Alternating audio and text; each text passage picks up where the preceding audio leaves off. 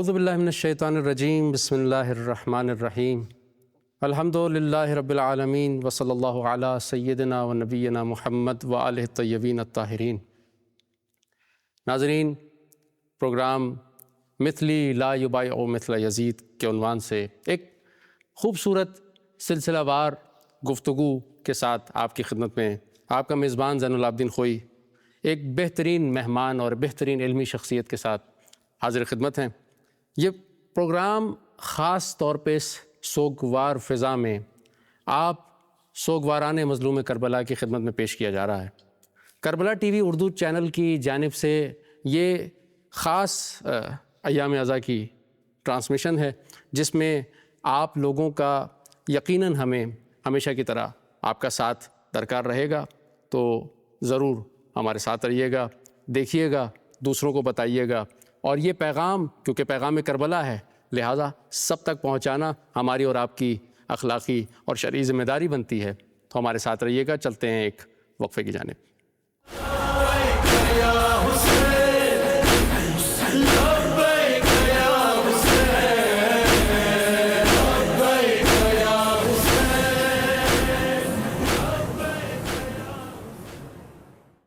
جی ناظرین، آپ کے سامنے پروگرام جیسا کہ عرض کیا، بہترین مہمان ہمارے سامنے موجود ہیں، اور اس پروگرام میں چونکہ ہم نے دیکھا کہ کربلا کے اس میدان میں امام مظلوم کے کچھ پیغامات چھپے ہوئے ہیں۔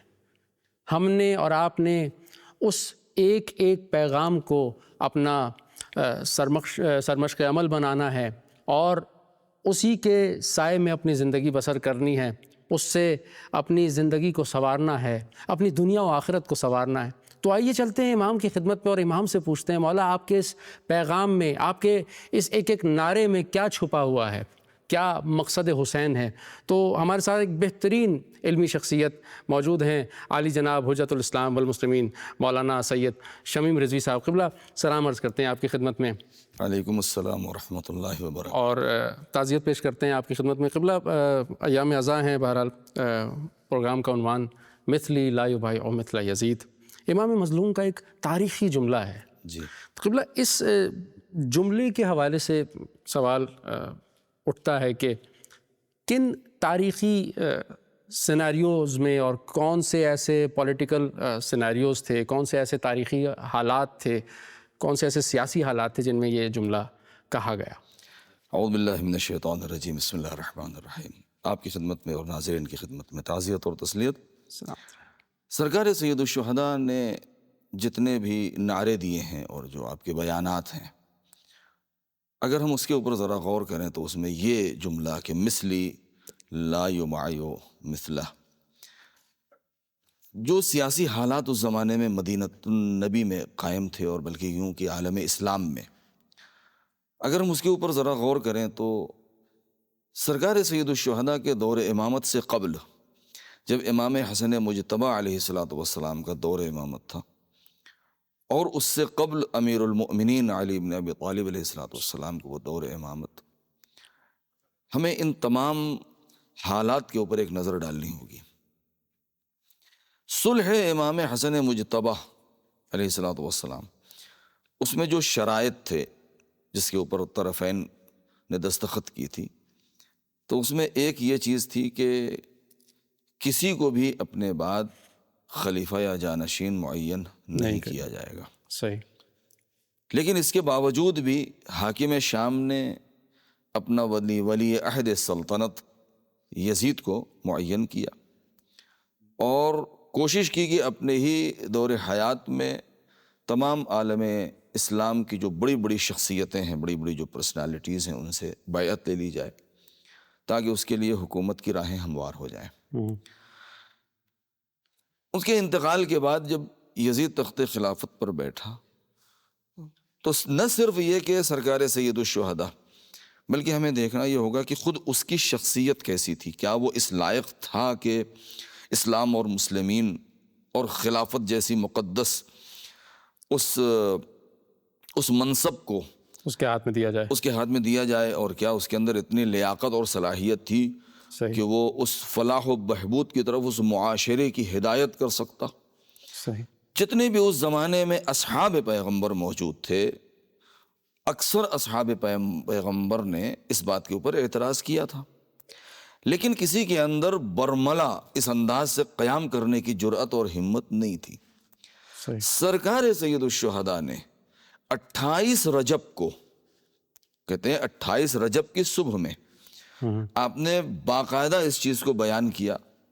اگر ہم اس کے پس منظر میں جو واقعہ ہے اگر اس کو ہم ذرا ایک نظر ڈالیں تو واقعہ یوں ہے کہ جب بلایا گیا 27 رجب کی رات میں، اور اس کے بعد دربار ولید میں اور سوال بیعت ہوا، اور اس کے بعد پھر امام نے انکار بیعت فرمایا، اور وہاں پر مروان نے یہ بات کہی ولید سے کہ ان کا سر قلم کر لیا جائے یا ان سے بیعت لی جائے ورنہ یہ دوبارہ ہاتھ آنے والے نہیں. اور امام نے اس وقت فرمایا کہ تحددنی بالقتل یا ابن الزرقاء، اور آپ کی آواز بلند ہوئی. اور اس کے بعد ماجرا، تو اس وقت آپ نے یہ فرمایا کہ دیکھو یہ رات کا وقت ہے، ہمیں ان چیزوں پہ غور کرنے کی ضرورت ہے. یہ رات کا وقت ہے، اندھیرا ہے، بند کمرے ہیں، 2-4 افراد موجود ہیں.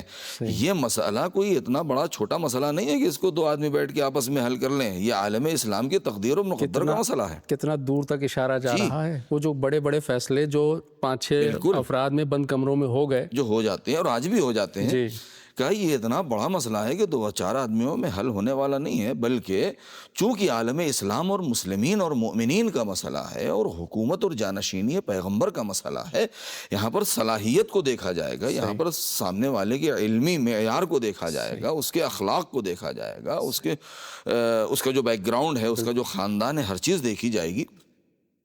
اور ظاہر قرآن نے تو اس کا ضابطہ بھی دیا ہے، قرآن نے اس کا ضابطہ دیا ہے. فی العلم، اور وہ بالکل قرآن نے ضابطہ دیا ہے. پیغمبر اکرم کی جو سیرت ہے وہ ہمارے لیے اسوہ ہے.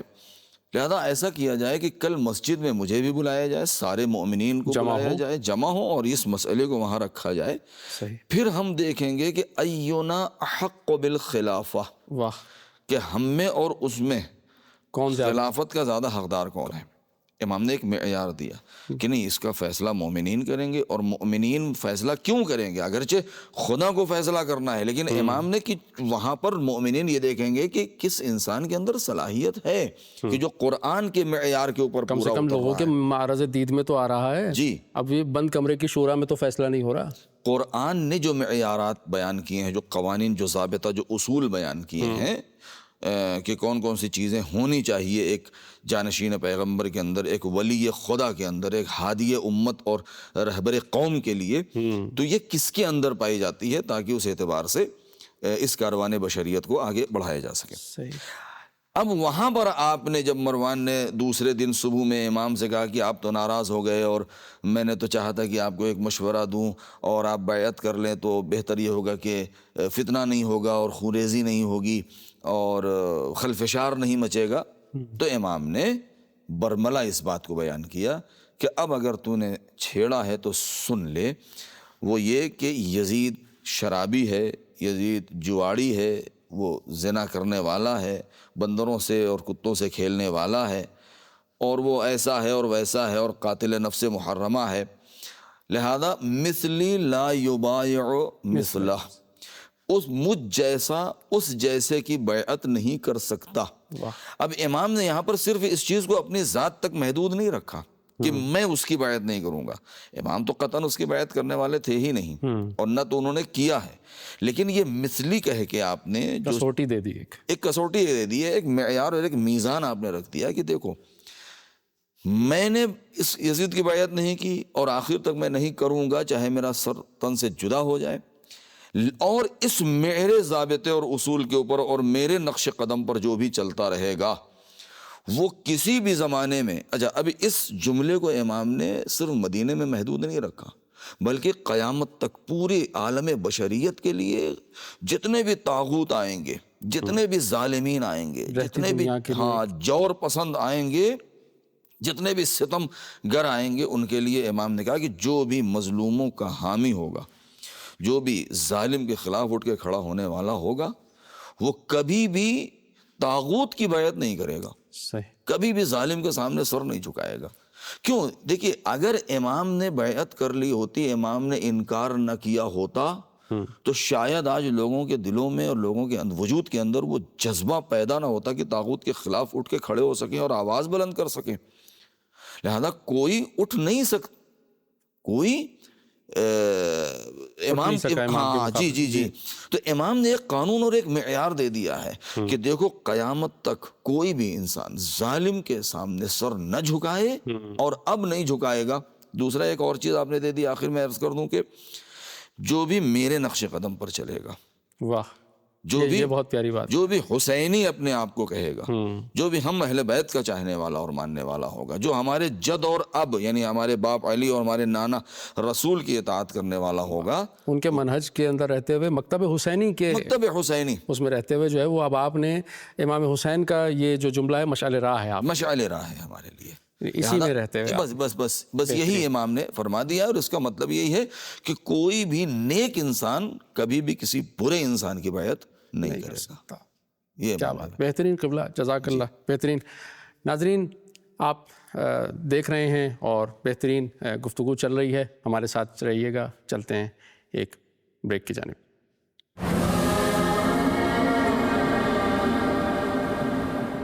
تاریخ کے اوراق میں بعض جملے ایسے ہوتے ہیں جو صرف الفاظ نہیں رہتے بلکہ ایک ابدی پیغام بن جاتے ہیں. کربلا کے سفر میں امام حسین علیہ السلام کا یہ تاریخی اعلان مثلی لا یبایع مثل یزید انہی جاوداں جملوں میں سے ایک ہے. یہ صرف ایک فرد کی جانب سے کسی حکمراں کی بیعت سے انکار نہیں تھا، بلکہ حق اور باطل کے درمیان ایک واضح حد بندی تھی. یہ وہ زمانہ تھا جب اسلامی حکومت اپنی اصل روح سے دور ہوتی جا رہی تھی. رسول خدا صلی اللہ علیہ وآلہ وسلم کے بعد قائم ہونے والی اسلامی اقدار کو اقتدار کی خواہشات نے دھندلا کر دیا تھا. یزید ابن معاویہ اقتدار کے تخت پر بیٹھ چکا تھا اور وہ چاہتا تھا کہ امام حسین علیہ السلام بھی اس کی حکومت کی تائید کرے.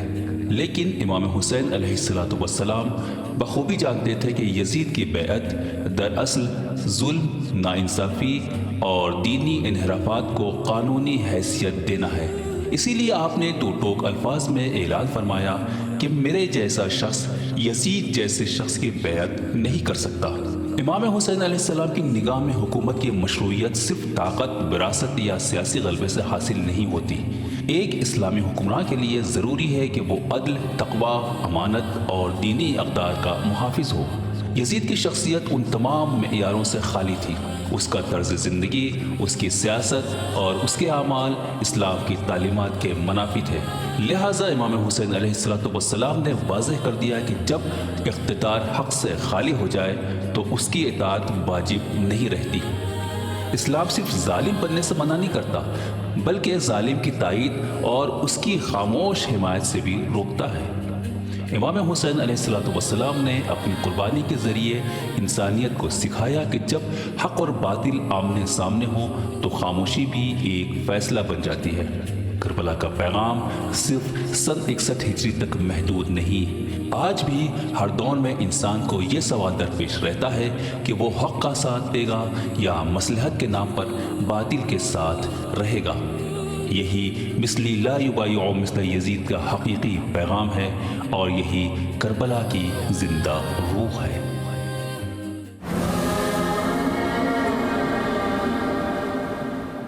جی ناظرین، گفتگو آپ کے سامنے چل رہی تھی مولانا کے ساتھ.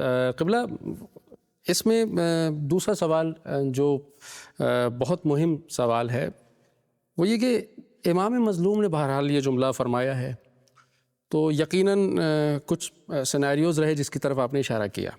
کچھ ایسے حالات تھے، کچھ ایسے واقعات رہے، کچھ سیاسی سرکمسٹینسز تھے، جو کچھ تھا بہرحال. لیکن اب امام کے کیا معیارات تھے جن کے تحت امام نے یزید کی بیعت کو، یزید کی حکومت کو، یزید کے اس اقتدار کو غیر مشروع قرار دیا؟ بیعت کو میرے خیال ہٹا دیا جائے، یزید کی حکومت کو غیر مشروع قرار دیا. یہ کیا معیارات تھے؟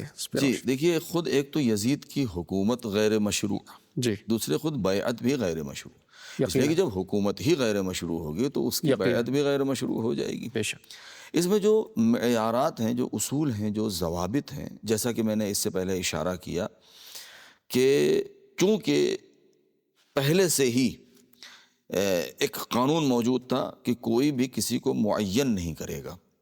تو پہلا تو معیار یہ تھا اور ضابطہ یہ تھا کہ قانون کی خلاف ورزی کی گئی، یعنی یزید کے باپ نے قانون کی خلاف ورزی کی، اور یزید کو صلاحیت نہ رکھتے ہوئے بھی زبردستی، اپنے اردو میں کہتے ہیں تھوپ دینا، زبردستی کسی کے اوپر کسی کو لاد دینا، مسلط کر دیا، مسلط کر دیا قوم کے اوپر، پوری ملت کے اوپر مسلط کر دیا. دوسرا یہ کہ قرآن مجید میں جو ضابطہ اور جو اصول اور جو معیارات بیان ہوئے ہیں کہ ایک حاکم اسلامی کو کیسا ہونا چاہیے. صحیح. اچھا، اب ایک چیز میں آپ کی خدمت میں عرض کرنا چاہتا ہوں تاکہ ہمارے ناظرین ادھر متوجہ ہوں.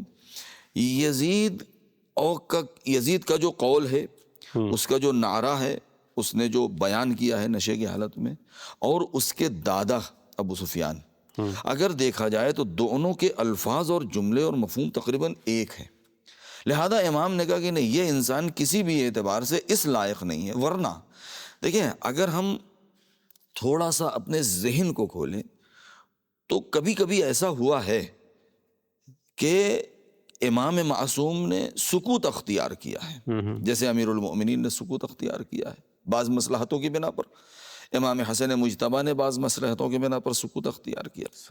جہاں کہیں بھی اسلام کے اصول کو پامال ہوتے ہوئے نہیں دیکھا وہاں پر آپ نے سکوت کیا، لیکن جہاں اسلام کے اصول پامال ہو رہے ہیں کسی بھی امام معصوم نے اس کو برداشت نہیں کیا ہے. اور چاہے وہ میدان جنگ میں اترنا ہو، چاہے وہ زبانی اعتبار سے اعتراض کرنا ہو، آپ نے اعتراض کیا، اس لیے کہ حجت الہی ہیں، ان کے لیے ضروری ہے کہ وہ مخالفت کریں، چاہے صلح کے ذریعے سے ہو. چونکہ یزید نے تخت خلافت پر بیٹھتے ہی اسلام کے بنیاد اور اصل دین کو ہی اس نے زیر سوال آگے کھڑا کر دیا.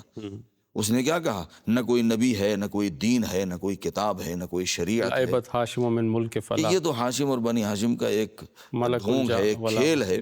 لہذا جب اس نے اس انداز سے، اچھا اس کی حکومت کا جو ٹائٹل، جو عنوان ہے وہ کیا ہے؟ حکومت اسلامی. اور اسی حکومت اسلامی پر بیٹھ کر کے وہ اسلام ہی کا انکار کرتا، سارے جڑیں جو ہے وہ. اس کا مطلب کیا ہے؟ اس کا مطلب یہ ہے کہ جس شاخ پر بیٹھا ہے وہ اسی شاخ کو کاٹ رہا ہے، اور لوگوں کی عدم آگاہی، لوگوں کی جہالت، یا لوگوں کی بے وقوفی، یا خوف اور ہراس یا دباؤ حکومت کا جو یزید کے باپ نے قائم کر رکھا تھا، اتنا زیادہ دباؤ ہے کہ کسی ایک کے اندر اتنی جرأت نہیں پیدا ہو رہی ہے، ہمت نہیں ہے کہ وہ کہے یزید یہ تو کیا کر رہا ہے؟ جس شاخ پر بیٹھا ہے تو اسی کو کاٹ رہا ہے، تو اسی حکومت اسلامی کا سربراہ بن رہا ہے اور اسی اسلام کا انکار کر رہا ہے، تو یہ کیا چیز ہے؟ لہذا امام نے جو معیار قائم کیا ہے وہ یہ کہ ایک انسان ایسا ہو کہ جو کم سے کم اخلاقی اعتبار سے، خاندانی اعتبار سے اور دیندار ہونے کے اعتبار سے، صاحب فکر ہونے کے اعتبار سے، صاحب صلاحیت ہونے کے اعتبار سے ایک انسان ایسا ہو کہ جو اس حکومت کو سنبھالے. تو دیکھیں امام نے اپنے حق کا اظہار تو کر دیا کہ ہم دیکھیں کہ اینا احق بالخلافہ، کہ ہم میں اور اس میں خلافت کا زیادہ حقدار کون ہے. لیکن اگر امام حسین اس چیز کو محسوس کر لیتے، کہ نہیں یہ انسان خلافت حکومت تو سنبھالے گا لیکن یہ اس کے بنیادوں کو خراب نہیں کر رہا ہے، تو ممکن ہے کہ امام مصلحتاً خاموشی اختیار کر لیتے، مدینے میں امام درس دیتے، لوگوں کی تربیت کرتے، اور وہ اس کو حکومت اسی کے ہاتھ میں رہنے دیتے. کیونکہ ولی یہ خدا کو کبھی حکومت کی ضرورت نہیں ہوتی. اگرچہ حکومت ضرورت ہے، حکومت ہونا ضروری ہے تاکہ عالم اسلام میں پرچم اسلام بلند ہو سکے، مظلوموں کی حمایت ہو سکے، ظالمین کے خلاف اعلان جنگ ہو سکے. لہذا یہ وہ معیارات تھے کہ جن کی بنا پر امام نے فرمایا کہ مجھ جیسا. اچھا، دوسرا ایک اس میں ایک رخ اور ایک جہت اور بھی ہے. مجھ جیسا اس جیسے کی، یہ دونوں، یہ جیسا اور جیسے جو آپ نے کہا، اس کا مطلب یہ ہے کہ ایک وہ ہے کہ جو ہر اعتبار سے بہتر ہے اور دوسرا ہر اعتبار سے بدتر ہے. لہذا امام نے کہہ دیا کہ کبھی بھی بہتر کسی بدتر کی بیعت نہیں کر سکتا، کبھی بھی بہتر کبھی کسی کی بدتر کی بیعت نہیں کر سکتا. ایک اور معیار آپ نے بہت اچھا دے دیا، اور وہ یہ دے دیا کہ جہاں تک مشروعیت کی بحث ہے، دیکھیے مشروعیت اور قانونیت اور قانونی حیثیت کب حاصل ہوتی ہے؟ آج سارے ممالک میں الیکشن ہوتا ہے، ووٹنگ ہوتی ہے، اور اس کے بعد جب دیکھتے ہیں کہ مثلاً 60-40 ہے یا 51 اور 49 ہے، جی 49 اور 51، کہتے ہیں بھائی اس کو چونکہ زیادہ ووٹ ملا لہذا اس کی قانونی حیثیت اس کو حاصل ہے۔ چونکہ یہاں پر سب سے بڑا مسئلہ یہ تھا کہ اگر سارے عالم اسلامی نے بیعت کر لی تھی اور امام حسین علیہ السلام تنہا اگر بیعت نہیں کر رہے تھے تو اس کی حکومت پہ کوئی فرق پڑنے والا نہیں تھا۔ وہ کہتا کہ یہ کریں یا نہ کریں، میرے اوپر تو سارے لوگوں نے بیعت کر لیا، یعنی سب نے مجھے ووٹ دے دیا ہے، لہذا میری حکومت قانونی ہے۔ لیکن وہ یہ بھی جانتا تھا کہ یہاں پر صرف مسئلہ حکومت کا نہیں ہے، مسئلہ یہاں پر ولایت کا ہے، یہاں پر مسئلہ ولایت کا ہے، اور خلافت و جانشینی پیغمبر اور ولایت الہیہ کا مسئلہ ہے۔ اور جب تک فرزند رسول بیعت نہیں کر لیتے، پوری دنیا بھی اگر بیعت کر لے لیکن فرزند رسول یعنی حسین ابن علی اگر مہر نہیں لگاتے تو ہماری حکومت کو قانونی حیثیت حاصل نہیں ہو سکتی۔ اس لیے اس رشتے کو، اس سلسلے کو وہاں سے ملنا ضروری ہے، ان کی تائید ہمارے لیے ضروری ہے۔ یعنی وہ بھی یہ جانتا تھا کہ ان کے بغیر، ان کی تائید کے بغیر جو ہے وہ کچھ نہیں ہو سکتا۔ کیا بات ہے! اس لیے کہ دیکھیں غدیر میں جو امیر المؤمنین کی ولایت اور خلافت ہے وہ تائید اس کو اس لیے حاصل ہے کہ اول تو حکم خدا سے، دوسرے ہے کہ خود پیغمبر اکرم نے باقاعدہ عمل اور قول سے اس کو سوالات کے مجمع میں آپ نے مہر لگائی اور ثابت کیا اور اعلان کیا اور بیان کیا۔ ایک اسی طریقے سے امیر المؤمنین کے بعد چونکہ روایت حدیث لوح وغیرہ میں موجود ہے، امام حسن مجتبیٰ ہے، امام حسن مجتبیٰ کے بعد سرکار سید الشہداء ہے۔ اب سرکار سید الشہداء کے ہوتے ہوئے اگر کوئی خلافت اور ولایت اور سلطنت اور حکومت اس کا دعویٰ کرتا ہے تو ضرورت ہے کہ امام حسین کی طرف سے اس کو تائید حاصل ہو۔ لہذا یہی وجہ ہے کہ وہ اس انتہا تک چلا گیا کہ جب تک یہ بیعت نہیں کریں گے، یعنی سارے عالم اسلامی، عالم بشریت کی بیعت ایک طرف اور حسین کی بیعت ایک طرف، اگر سارے انکار کر دیں اور یہ بیعت کر لیں تو قانونی حیثیت ہے، اگر سارے بیعت کر لیں اور یہ انکار کر دے رہے ہیں تو قانونی حیثیت نہیں ہے۔ اچھا، اس کو ایک خطرہ اور بھی تھا، فرزند رسول اور اصلی حقدار ہونے کے اعتبار سے خلافت اور حکومت کے امام حسین، اگر انہوں نے بیعت نہ کی، مبادہ اگر نہ کی اور نہیں کی تو ممکن ہے، اس بات کا خطرہ ہے کہ یمن میں، بصرہ میں، کوفے میں، مدینے میں، مکے میں یا دیگر علاقوں میں شورش کا احتمال ہے۔ جی لوگ شورش کریں اور کہیں کہ نہیں یہ تو غیر قانونی ہے، یہ تو اس لیے کہ وہ عہد نامہ اور وہ صلح نامہ وغیرہ لوگوں تک پہنچ چکا تھا، یہ تو غیر قانونی، لہذا ہم اس کو نہیں مانیں گے۔ لہذا ممکن ہے کہ مختلف جگہوں سے بغاوتیں اٹھ جاتی، البتہ بغاوت ہوتی ہے جب کوئی حاکم ہوتا ہے، وہ تو بنا ہی نہیں تھا لیکن اس کو اس بات کا ڈر تھا کہ بغاوتیں ہوں اور ہم کو کنارے ہٹا کے پھینک دیا جائے اور فرزند رسول کو لا کے اس مقام پہ بٹھا دیا جائے یا کسی اصلح انسان کو وہاں پر لا کے بٹھا دیا جائے۔ لہذا امام نے یہی سارے معیارات تھے جس پر آپ نے قیامت تک کے لیے ایک آپ نے قانون، ایک ضابطہ دے دیا ہے کہ مجھ جیسا اس جیسے کی بیعت نہیں کر سکتا۔ بہترین، ماشاءاللہ بہترین گفتگو چل رہی تھی ناظرین، اور آپ نے دیکھا کہ امام حسین کا یہ جملہ کس حد تک ہمارے لیے سرمشق ہے اور مشعل راہ ہے کہ مجھ جیسا اس جیسے کی بیعت نہیں کر سکتا۔ انشاءاللہ اگلے پروگرام میں آپ کے ساتھ اسی موضوع کے ساتھ حاضر خدمت ہوں گے۔ خدا حافظ۔